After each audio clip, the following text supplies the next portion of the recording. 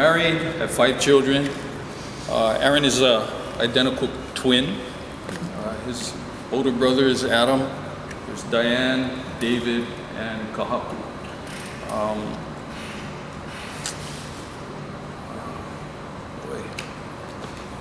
You know, I've been sitting here and I've been realizing how old I'm getting. You know, so I'm thinking, gee, boy, you know, my earliest art piece that went on tour was in 1961. I was 5 years old. I was in Mrs. Komori's art class at Waihoa Elementary, and she gave us a ball of clay. And everybody had a ball of clay, and most of them, all they did is stuck their fingers in it and put a dent in it, and they fired it. A lot of them blew up. You know, some of them made it into a square and made dice. And I thought, how boring, all of that, you know. And what I did is I made, well, in my day, they were called brontosaurus. I think the name has changed to something else. I don't know what it is. But I made a brontosaurus. And, you know, he was in kind of like contrapostal stance. And, you know, so that's what I made. And it went into a district competition and it won. And then it went into, you know, multi-district competitions and it won that. And it won a state award. And then it went on national tour with the Academy of Arts in Honolulu. Kind of blew me away. I'm only 5 years old and my parents are making a big deal about that, you know. But that was my exposure to art, and I've always loved to create. Drawing, painting, my parents saw that there was something there. And I would catch the bus from Waihoa Heights to Waikiki to learn from a guy named Ted Barkoskas. And I didn't like his style, and he influenced me so much that I kind of started drawing away from him. But there was another artist who came after he left and put me on a better path. My dad was a fireman, and he told me he never wanted me to become a fireman. He says, "You be better than a fireman."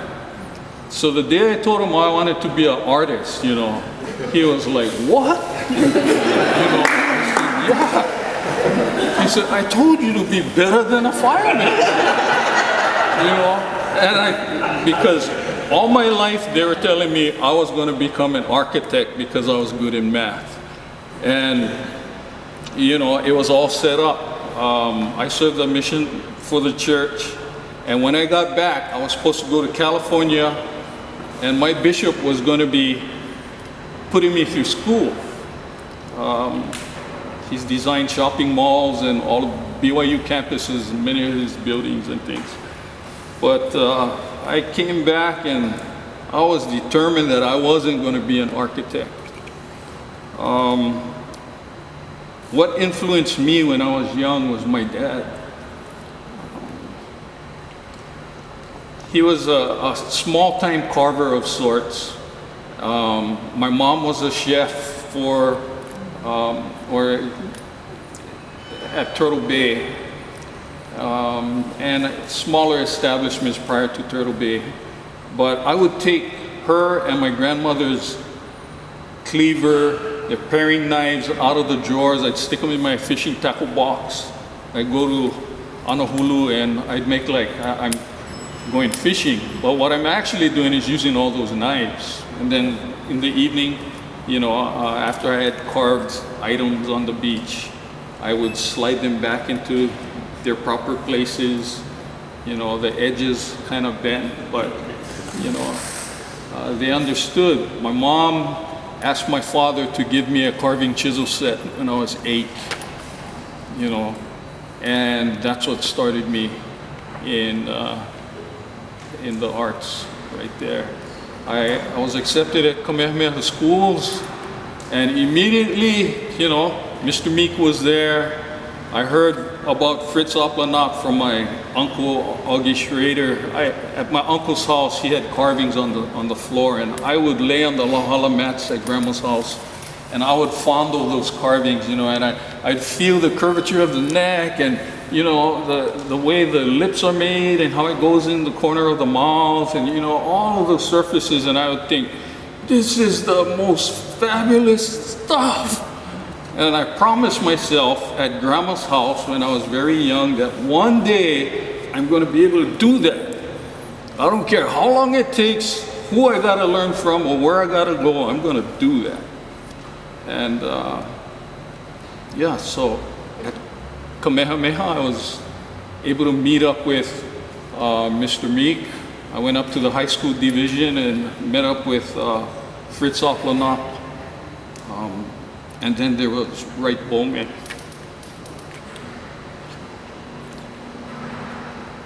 I would, you know, Hawaiian style. I was in his class, and Mr. Bowman showed us all these great things, you know, making the toolbox and all of that, the teardrop and molds and casting ulumaika with black sand and green sand and resin and all of that, and that was good, but my eye was on the old canoes that was locked up behind this cage, and I wanted to work on that. But he did that work after school, and he always kept the door locked, and he didn't want to be bothered by 12-year-old kids.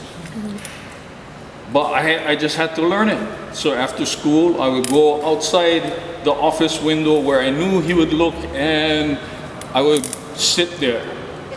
And he would look at me and he'd wave, he'd say hi, and I would think, oh, okay, he'll open the door any minute now.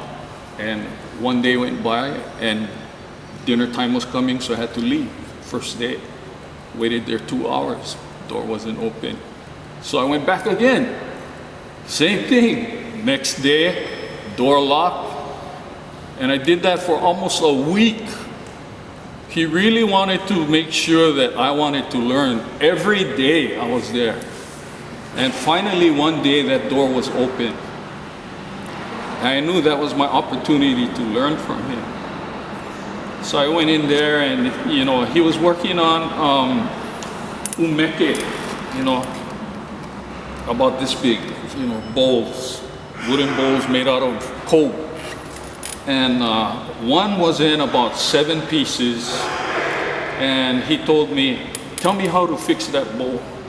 And I thought, wow, you have the bottom and all the side pieces have been broken off and they're all misshapen, and I was thinking, wow, I want to seem smart to him, and I just couldn't figure it out. So he told me, get the inner tube and you cut it in one long continuous piece. And so I started doing that, cut, and it long, came real long, and he says, this will be your rubber band. So he told me how to glue it, how to put support pieces in there, and then we began stretching that rubber band around all those pieces, over the top, around the sides, encircling it completely. And all of the sides were being pulled to its center and the bottom. And you know, that just fascinated me. So I stayed with him for several years. He is the one who got me into canoe building. Right now, I think I am more well known as a canoe builder than an artist, because I kind of put art on the side. Boy, the story is so long, but I've been educated at BYU.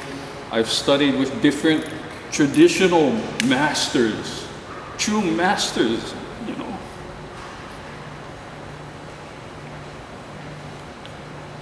You know, you think of your family genealogy, and I think about the genealogy I have of master to apprentice. You know, Epanaya Christie, and who his masters were, John and Pine Tayapa. You know, and each one of these men, Tapusoa Purcell, you know, and on and on. There are 11 men who came into my life right at the right moment. They were looking for somebody to teach. And I was the knucklehead that was right there. And so through the years, I've learned so many different things from all of these different individuals who came from around the world, made Hawaii their home temporarily, and was able to glean a little bit from each one of them. I love to teach too. And the greatest compliment, I think, to me as a teacher would be to see my students outdo me. I want them to create things just so mind-blowing and so much better than me. You know, that is the greatest compliment. We have technical skills. We've gone to schools, we've learned, and we've studied so hard, and our hands have become so technically involved with the medium that we work with. But one of the most important things to me is the spiritual side of things. Yeah. And that's what endows your peace with the life, the spiritual side. And that's what I try to teach people who work with me, you know. You have to be good with your maker, whoever it is, whatever you worship. But the other side will help you. I always pule before I work. I chant when I'm looking for, I ask for direction, and I tell you, flocks of birds come. They come and two will peel off of the flock. They'll land above my shoulder, they'll go down to the water's edge, and they'll jump on the stones that I'm supposed to use. So those are the ones I use.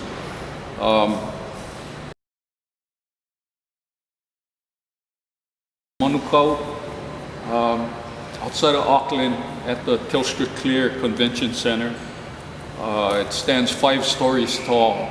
The stone in that huge carving comes from Honolulu. The birds told me which stone to grab. The first one I grabbed, I chose because, ooh, nice and smooth, looks nice. Didn't come out. So the one with all the potholes came up real easy. That's the one I'm supposed to take.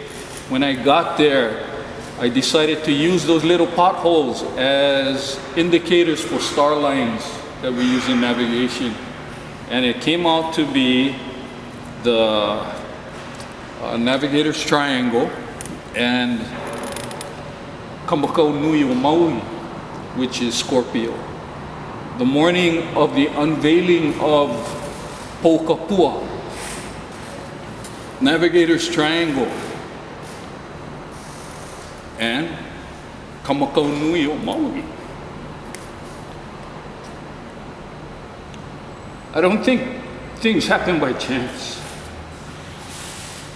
And our collective skills have been given to us to teach the world something important. You know, the other arts, the performing arts, you know, full of sound, action, and all. Our art is the silent art. And what it does is it speaks to the spirit of man. Ours is the more difficult art form because it's silent and it requires the spirit to speak to spirit. Everything on earth is endowed with spirit. The clouds, the sea, the stream, the rocks, all life forms.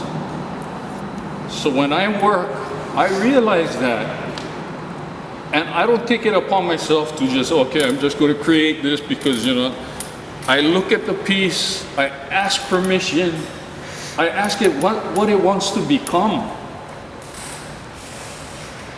And I want to become pili with that piece. I sleep with it. Yeah. Have a big log shipped from the Big Island. It was in the tent in the back.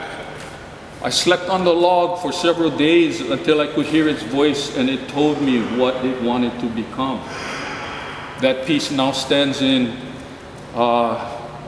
Rotorua, in Te Puia, in the Marae. I did it for Kamehameha Schools as an exchange gift between the Maori Arts there and Kamehameha Schools. So that's what I do when I create. And I'm trying to make sure that my children understand that.